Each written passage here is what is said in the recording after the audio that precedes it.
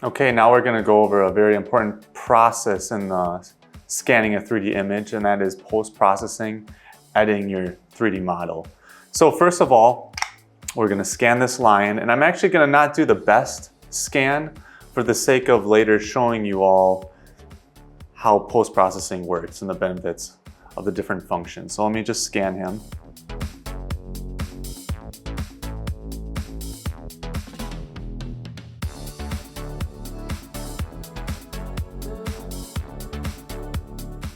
Okay, there we go.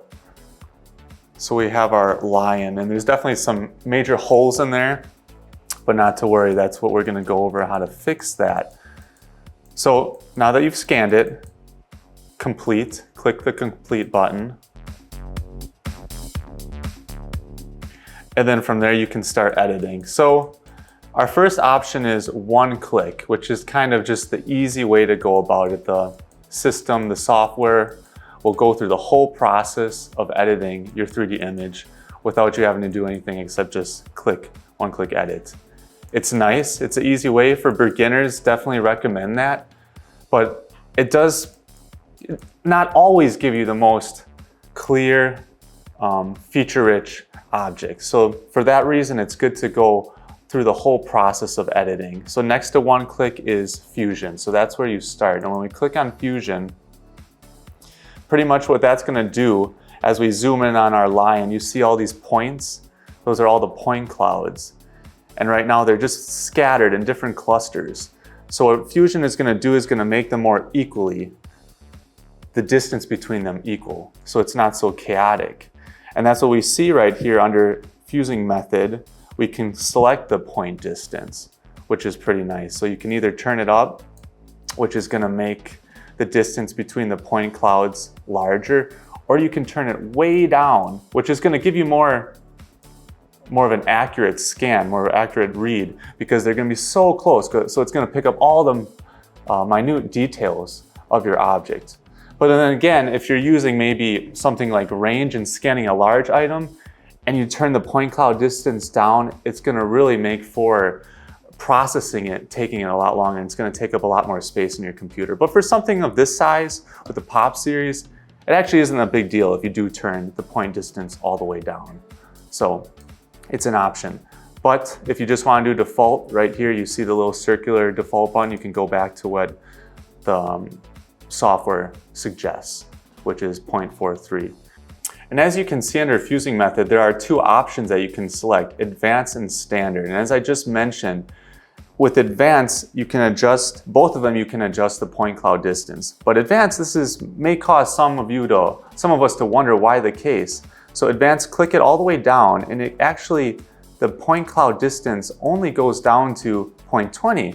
But if you go to standard, it allows you to go 0.05. So you might think, well, actually it seems like advanced isn't as good as standard, but that's not the case. It's just a smarter way of editing things. So when you do advanced, it's for an object that's really feature rich. So you'd want to choose advanced for that. But if you choose standard, maybe something that doesn't have as many features on it. So we're still gonna, with this lion, run standard and due to the default 0.20 point distance. So let's run it through that. And then it tells you estimated time, about 4 minutes. It's normally a little faster though.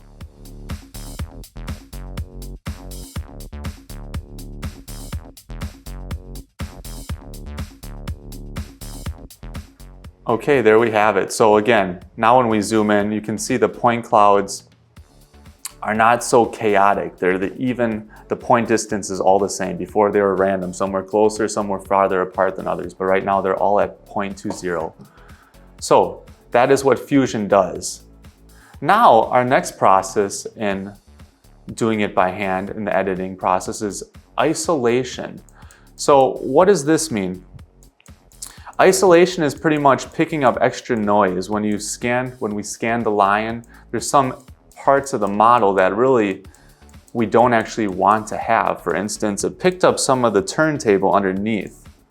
So there's different ways we can handle this.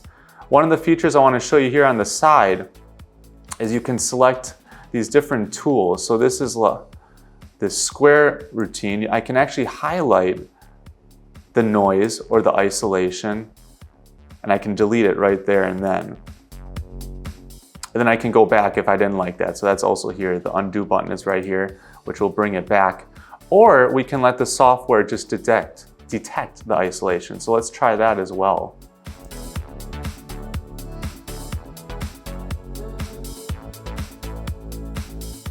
So now it highlights all in red, that extra noise, all the different things that we could get rid of.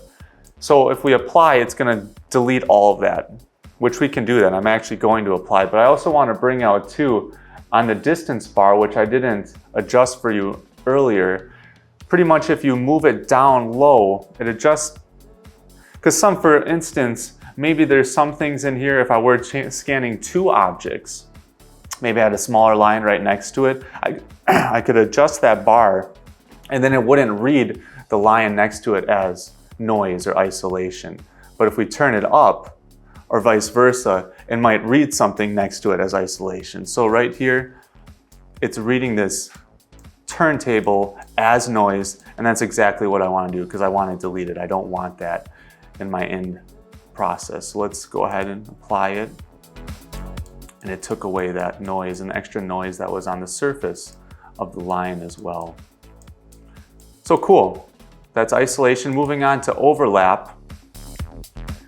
What does that mean? Pretty much when we're scanning the line, you're having different layers of point clouds overlapping each other. So it's going to be taking away some of the features of the item that you're scanning. So we want to detect that and we want to make it more clear. So again, it has the amount that you can select on the distance bar and the default again, so you can play around with that depending on what you want or go to default. Let's detect it.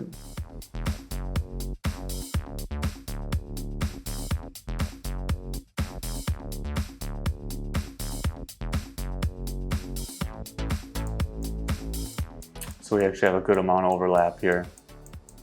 Now we can apply that and it should delete it all. And just like that, makes our image more clean. The next item in the fusion processing area is smooth.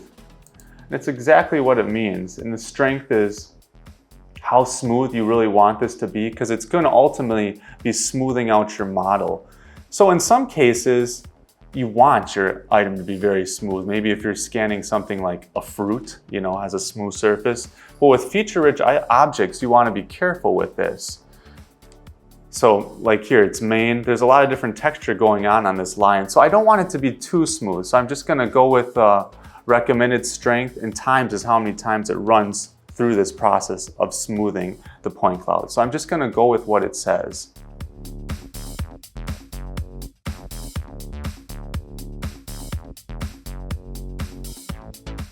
And there we have it. And the last part in the fusion process is simplify.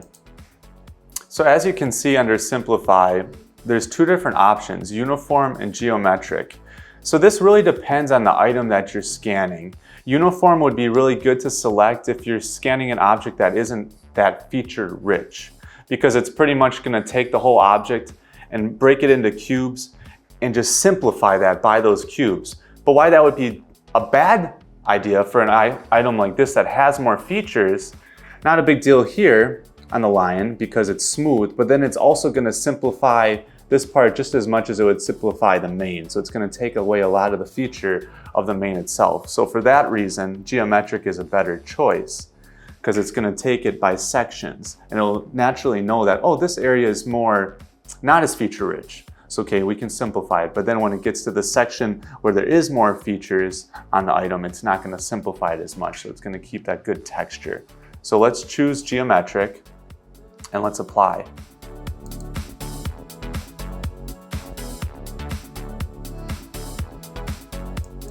Very nice. And there we have them. But we're still seeing holes. It is not quite complete. So we're going to move on to mesh now. And mesh, originally with Fusion, it was taking all those point clouds and evenly distributing them. in the 3D model. Now the mesh is going to take those point clouds and create them, make a surface out of them, fill in the areas between the point clouds. So, and here I want to bring out too, it allows you to fill holes already at this point, but I don't suggest you doing that because it's just going to fill when we look at our lion. For one, at the bottom here is a hole, the crown has a hole, and there's a bunch of other holes around the mane and his body. So if we just did a relative fill hole, it's going to take away a lot of those features because we can actually later do it in the fill hole icon and it'll keep more of the details that we want. So let's just not do fill holes yet. Let's just run the mesh and apply it.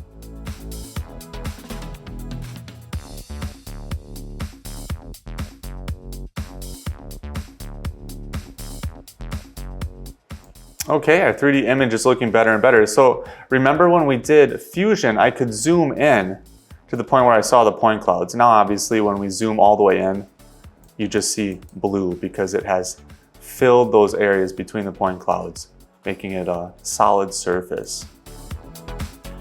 And again, we have isolation, which also was under the fusion area. And we can detect that again if there still was some that we missed. And apply real fast this time. So fill holes, here we go. This is a cool spot. So now we're officially to the fill hole area. And notice how it says plane or curved. So let's just detect, and I'm gonna first of all select curved and notice what happens. So if it's green, it just means that you haven't selected it yet. So this is a nice little trick. You can use this icon on the side, selector thing, and you can select the whole model. And then pretty much you don't have to individually go through and click every part of where you want to fill holes. This will just automatically fill the whole thing. But the problem is I have it on curved right now, which is fine for a lot of the areas, the crown and around the mane. Those holes can be filled, but there's some areas that I do not want to have curved. For instance, and if you want to unselect this tool, just this little arrow right here will allow me then to rotate it. So I can deselect the bottom. The point of that being is I would actually like to fill that hole with plane, because later if I print this out in the 3D scanner and I want him to be sitting like this, if it's curved, obviously it's going to be wobbly. I want this to be a nice plane surface. But the other holes are fine if they're curved. So let's fill the other ones with curved, apply.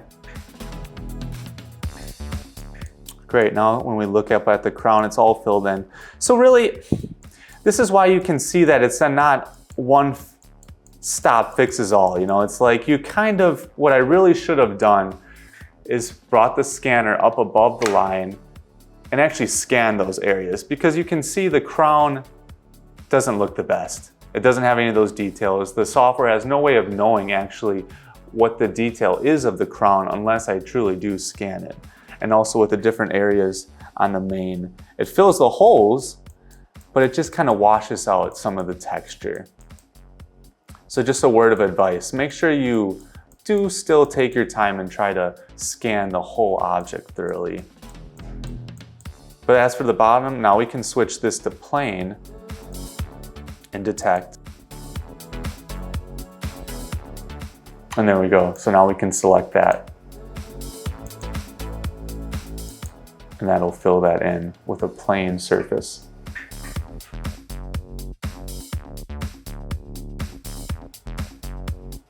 Nice.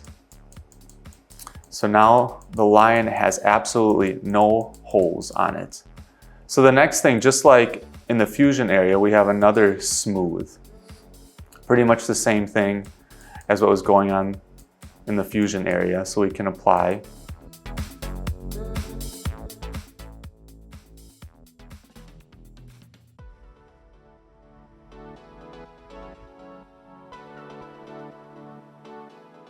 Very cool. And then also simplify, which you can also run through again. So let's apply it.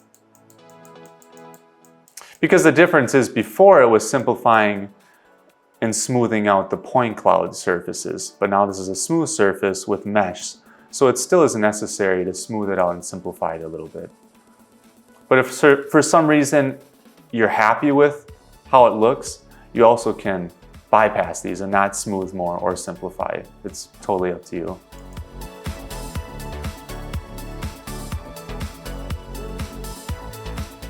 Very nice, and there he is. Our complete 3D image of the lion, all edited. But there's still another thing on here that we cannot select right now, and that's texture. But because we didn't do a color scan, we can't do it. But I still want to explain it to you. So let's go back to another thing that I scanned earlier, the fruit basket, and let's open that up. Now we can select texture. So again, this has two options, color image and vertex coloring. So pretty much the difference is, again, this is preference. Color image, when you run through the texture, it's gonna keep this nice shine right now that the apples have and the fruit have on them. So pretty much just like how it is. You took the picture and you can see the different lights reflecting off the fruit. It's gonna keep that. But if we turn it to vertex coloring, let me show you the difference and we'll apply. So I'm gonna override that because previously I already edited this. Let's see what vertex coloring does.